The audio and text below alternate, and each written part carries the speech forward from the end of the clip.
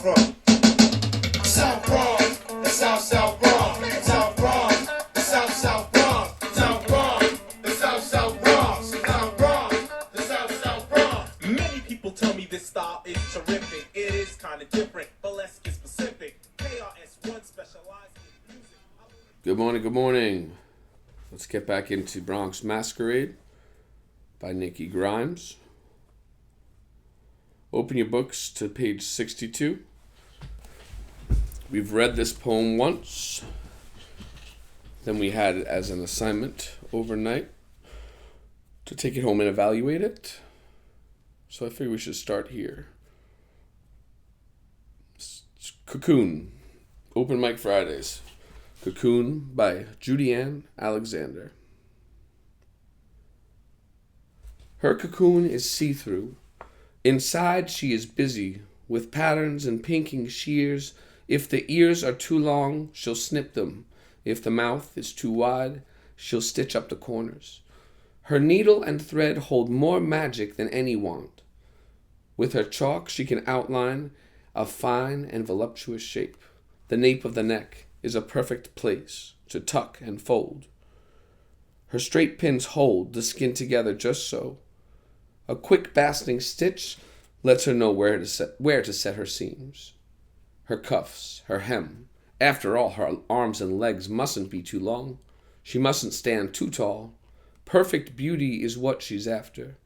She's already had enough laughter in her life. The day she clips her way out of her cocoon, the only sound she plans to hear is a deafening cheer. Page 64 with Tyrone's reaction.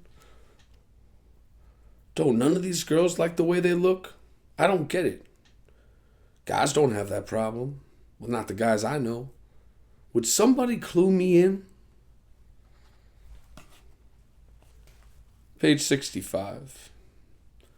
So notice Lupe, we met her once before. Now she's just first. When a character is introduced the first time, it's first and last name.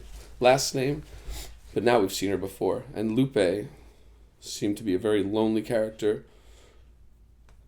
who mused about wanting to have a baby. So, page 65. Judy Ann tapped me on the shoulder this morning and passed me a note real quick before Mr. Ward could see. It was from Leslie. Are you okay? It said. I turned and flashed her my okay smile. The smile was for real. I'm fine today. Pero last night, forget it. I broke up with Marco and I was a mess. It was so silly.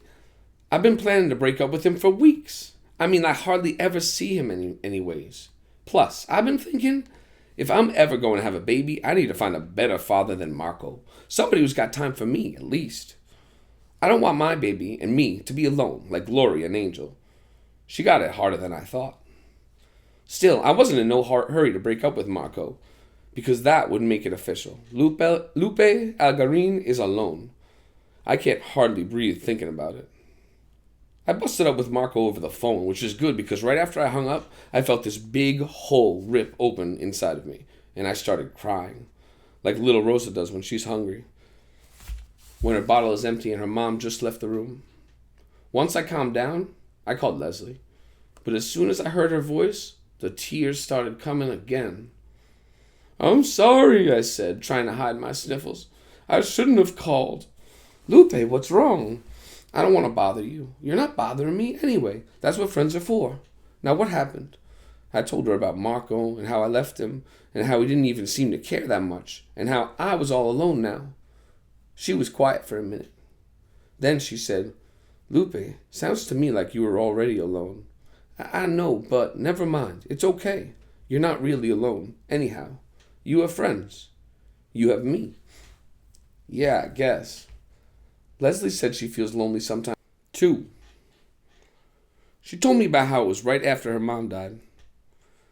I really listened because she doesn't talk about her mother much.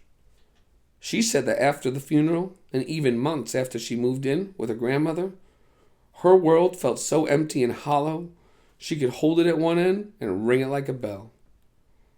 It's better now, she said. We must have talked for an hour.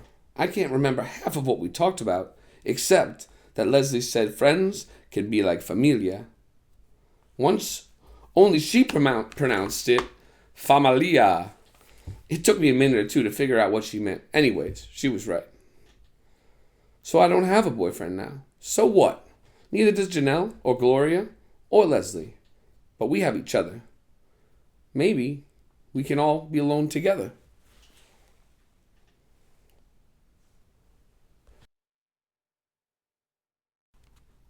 And as is always the case, if you turn to page 68, we're going to get a poem from the character that we were just hearing from. So this is page 68, Open Mic Fridays, El Noche by Lupe Algarin.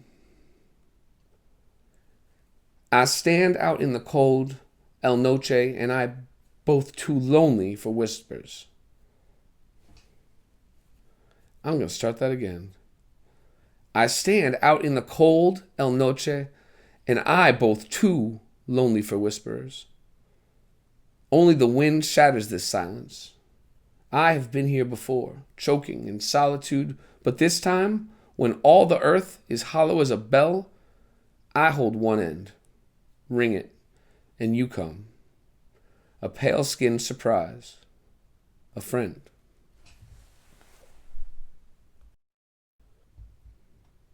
And as always, on page 69, we get Tyrone's reaction. Her voice is so soft. I close my eyes every time she reads, trying to hold in the sound just a little longer. I'm glad Mr. Ward asked her to read her piece over again. She says it like a whisper, but it's powerful stuff. That's one thing these ladies know how to do. Be soft and strong at the same time. Like my mom's.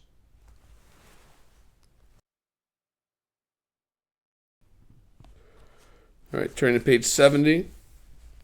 We get Janelle again. Janelle Battle. Again, we're seeing her again because it's the one named Janelle. She feels not so comfortable in her own skin. If you remember, she wrote a poem. I think her poem was called Inside. She wanted people to pay attention to what was on the inside. I think kids make fun of her. Tyrone said something to me today, but I didn't hear him. I'm having trouble getting Judy Ann's poem out of my head. Even Lupe said it was a surprise. We all thought Miss Fifth Avenue was self-confidence with a capital S, but her poem was all about wishing she could make herself over. I know what that's like, which is what I tried telling Judy Ann the other day. Boy, was that a mistake. I ran into her in the bathroom. That seems to be our place to meet. Anyway, I decided to take advantage of the meeting. I've been meaning to tell you, I really liked the poem you read for Open Mic Friday. Yeah? Well, thanks. I'm not used to writing poetry. Well, nobody could tell it, you know. I could really get into what you were saying about trying to make yourself over, wishing you could be perfect and all. I mean, I feel like that every time I look in the mirror. Julianne nodded, and her tight mouth softened a little. She was about to say something, but then a toilet flushed, and she realized we were not alone. Sheila Gambaroni was out of the stall, and the minute she did, Judy Ann slipped back behind her usual scowl and turned mean. Look, I'm nothing like you, okay? She spit out. In case you haven't noticed, you're fat, and I'm not. And you're wrong about my poem. It was just words, didn't mean anything. You got that? And she slammed out of the bathroom and left me there, stinging from the inside out. I bit my lip to keep the tears back. I turned the faucet on, and I washed my hands a few times, staring at the sink until I heard Sheila step out into the hall. I glanced up at the mirror before I left. You're wrong, Judy Ann, I said to the mirror. They weren't just words, and you know it. I haven't tried talking with her since. I don't want to give her an excuse to be mean to me again. I'm not mad at her, though. I know there's a part of her that's as scared to look in the mirror as I am. I saw that person for a few seconds, even if she wants to deny it. Calling me names won't change the way she feels inside. One of these days, she's going to find that out. Page 72. So here's Janelle's poem, and we'll close it out with Tyrone's reaction. Sisters under the skin, we meet in the mirror, our images superimposed for one split second. Ready or not, I peer into your soul and dive deep, splash landing in a pool of pain as salty and familiar as the tears on my cheek. Your eyes don't like what I see. You don't want to be me. So you curse and smash the mirror, which gets you what? A bit of blood, a handful of glass splinters, another source of pain. Janelle is working it. Seems like her pieces are getting tighter.